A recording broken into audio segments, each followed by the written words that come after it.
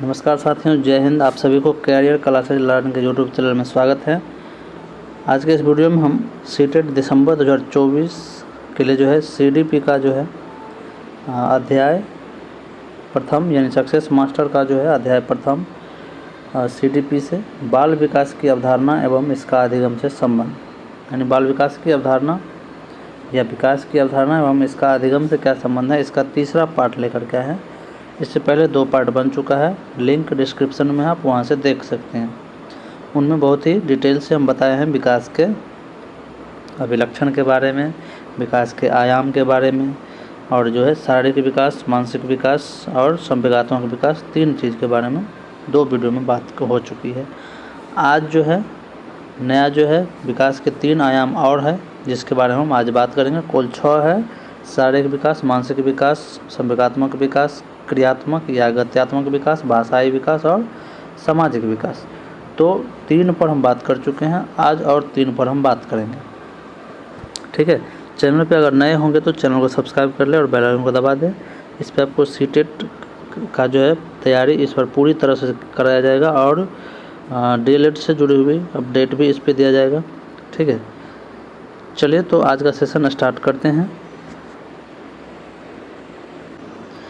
चलिए तो आज हम क्रियात्मक विकास के बारे में बात करेंगे, या फिर इसको आप गत्यात्मक विकास भी बोल सकते हैं। ठीक है, गत्यात्मक विकास या क्रियात्मक विकास, इंग्लिश में मोटर डेवलपमेंट का अर्थ क्या होता है? व्यक्ति की कार्य करने की शक्ति, क्षमता या योग्यताओं का विकास। जो भी हम कार्य करते हैं उसमें हम अपनी शक्ति का प्रयोग कितना करते हैं, हमारी कितनी क्षमता है उस कार्य को करने की, या हमारी योग्यता, या कितना परिपक्व है उस कार्य को हम करने के लिए। क्रियात्मक या गत्यात्मक का सीधा मतलब समझिए कि हमारे जो मांसपेशी और हड्डी दोनों के संयोजन से जो भी कार्य होता है वही क्रियात्मक जो है विकास होता है। ठीक है, यहाँ पे वही समझाया गया है।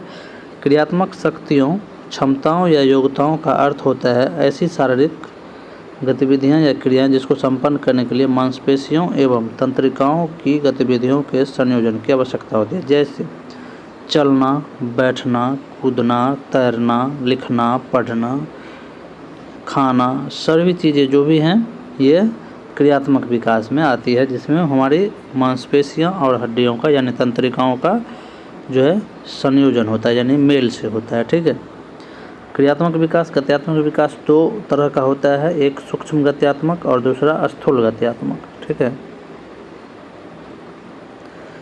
सूक्ष्म गत्यात्मक और दूसरा स्थूल गत्यात्मक। सूक्ष्म गत्यात्मक में जो है तंत्रिका और मांसपेशियों का यूज कम होता है, संयोजन जो है बहुत ही कम होता है। ठीक है, और स्थूल गत्यात्मक में हमारी मांसपेशियां और तंत्रिकाओं का यूज ज़्यादा होता है। ठीक है, उपयोग ज़्यादा होता है। जैसे सूक्ष्म गत्यात्मक में क्या होता है, जैसे हम खाना खाते हैं, सूक्ष्म गत्यात्मक में आ जाएगा। लिखते हैं, सूक्ष्म गत्यात्मक में आ जाएगा।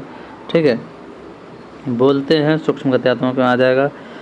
जो भी ऐसा कार्य जिसमें क्या करते हैं, हम बैठते हैं, बैठने में तो अलग बैठना जो है ये स्थूल गत्यात्मक में आ जाएगा।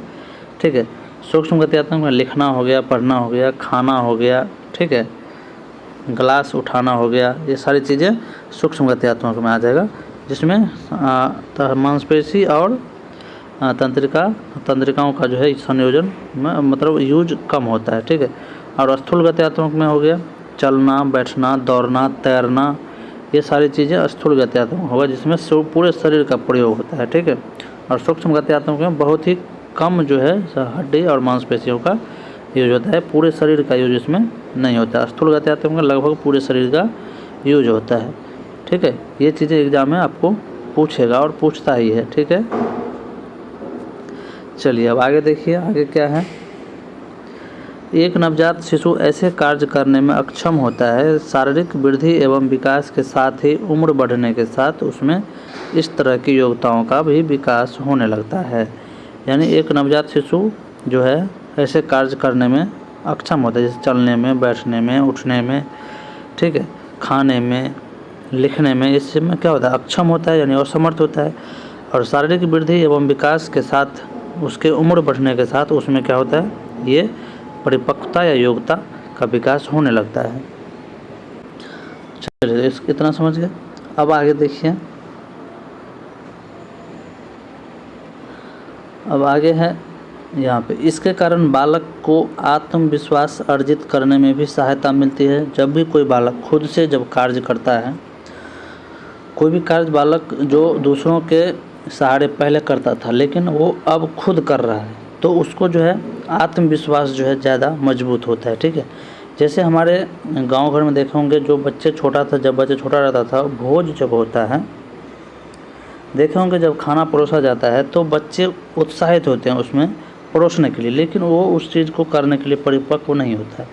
लेकिन जब पहली बार वो चीज़ करता है और जब उसमें ऐसी क्षमता या शक्ति आती है करने की, परिपक्व होता है और जब पहली बार करता है तो वो आत्मविश्वास अर्जित करता है। ठीक है, आत्मविश्वास उसमें आ जाता है कि हाँ ये चीज़ अब हम कर लेंगे, और किया।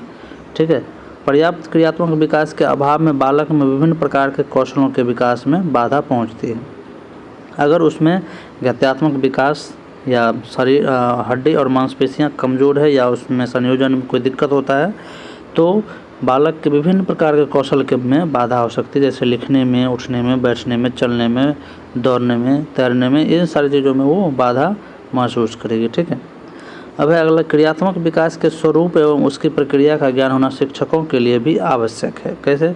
इसी ज्ञान के आधार पर ही वह बालक के विभिन्न कौशलों का विकास करवाने में सहायक हो सकता है।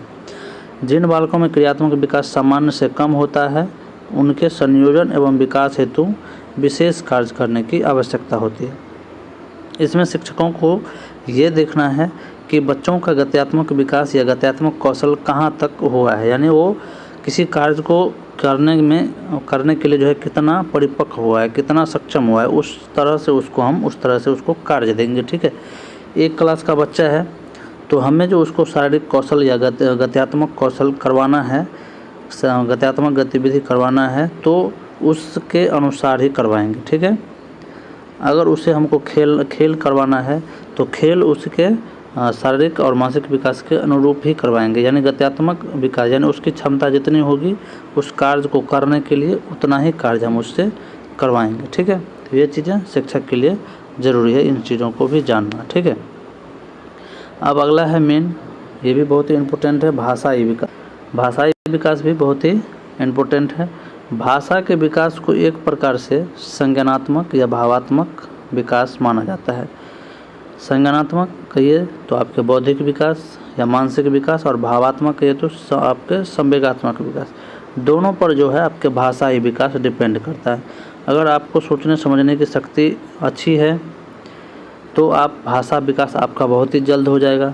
अगर आप में संवेग अच्छा है, यानी आप जो है अपने संवेग का विकास अच्छी तरह से किए हैं, यानी कंट्रोल किए हुए हैं अपने संवेग पर, यानी गुस्सा, भय, क्रोध, ईर्ष्या, इस सब पर, तो भी आपका भाषाई विकास बहुत ही अच्छा होगा।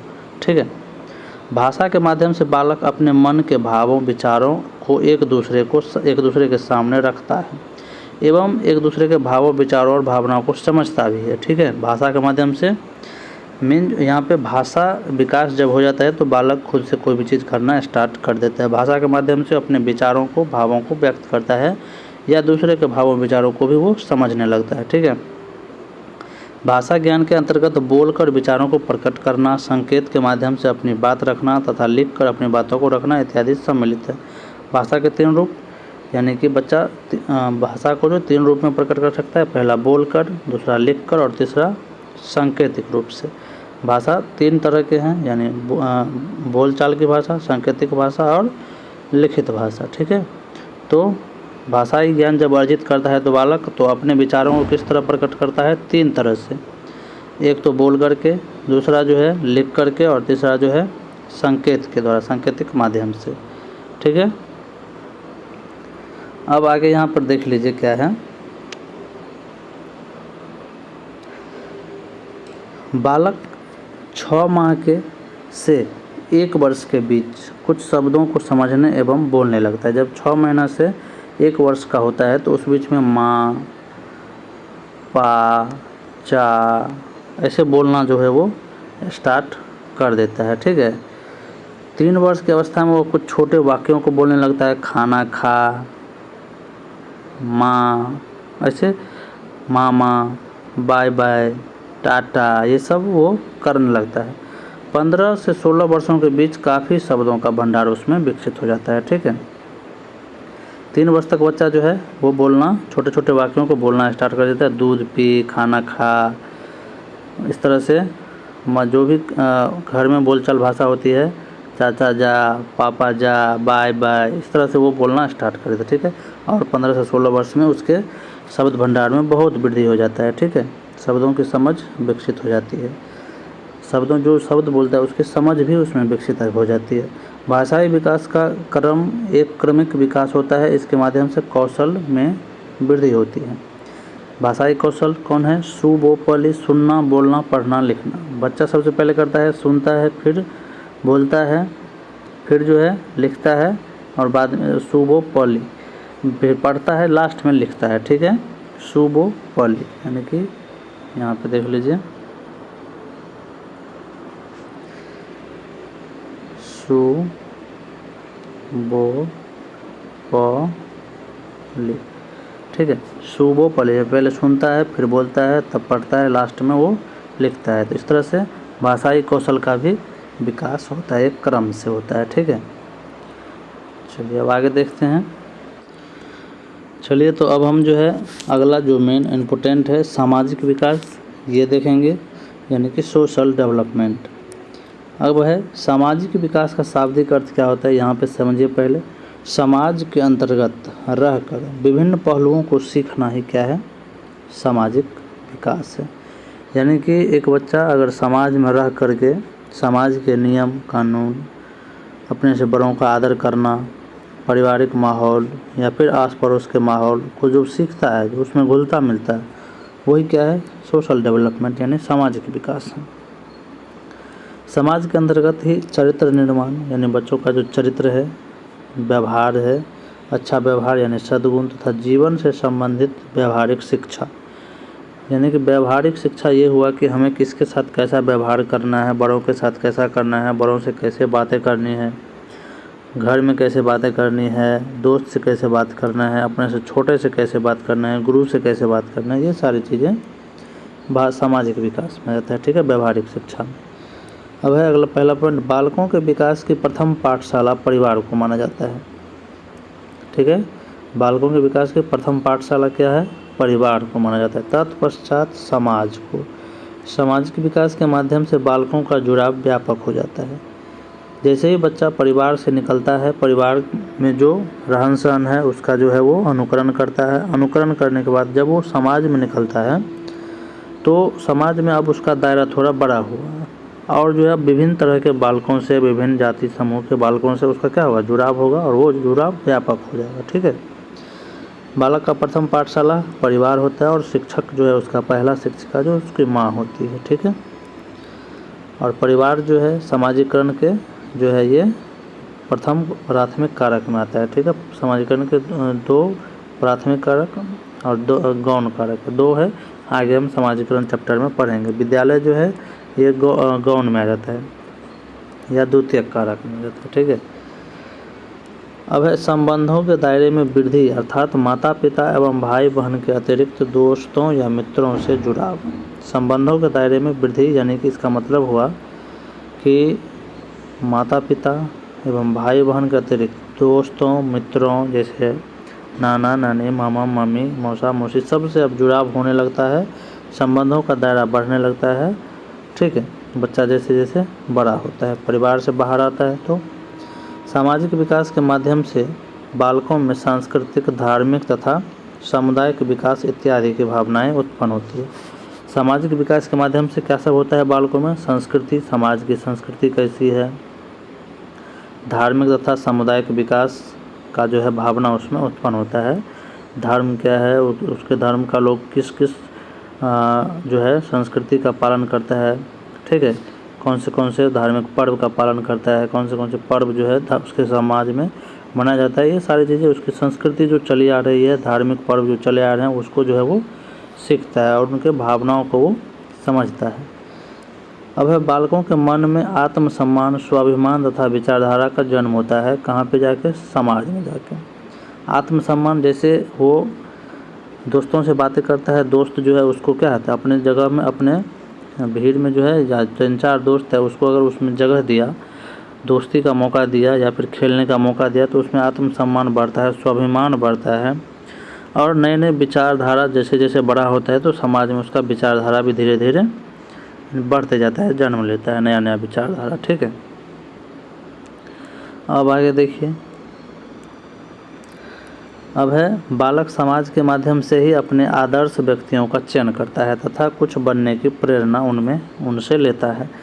बालक क्या होता है, समाज में विभिन्न तरह के लोगों को देखता है और उसमें से एक जो है वो अपना आइडियल जिनको मानता है, या चाहे उसका टीचर हो या फिर समाज का कोई अच्छा व्यक्ति हो जो सफल हो। ठीक है, या फिर जो बहुत ऐसे बच्चे हैं जब से जो सफल हो या फिर जो सफल ना भी हो, किसी न किसी का वो अनुकरण करता ही है, किसी न किसी को वो अपना आदर्श मानता है और उसके जो है विचारों पे वो चलता है। एक शिक्षित समाज में ही व्यक्ति का उत्तम विकास संभव हो सकता है। सही बात है, एक शिक्षित समाज में जो है बच्चा का जो है विकास जो है, सर्वांगीण विकास जो है एक शिक्षित समाज में ही बच्चों का जो है संभव है। ठीक है, तो अब आगे देखते हैं। सामाजिक विकास हो गया। चलिए, तो आयाम जो है तीनों जो हम पढ़ लिए। ठीक है, अब आगे जो है आगे का जो टॉपिक है वो है वृद्धि। ठीक है, वृद्धि का अर्थ होता है ग्रोथ। वृद्धि मतलब इंग्लिश होता है ग्रोथ।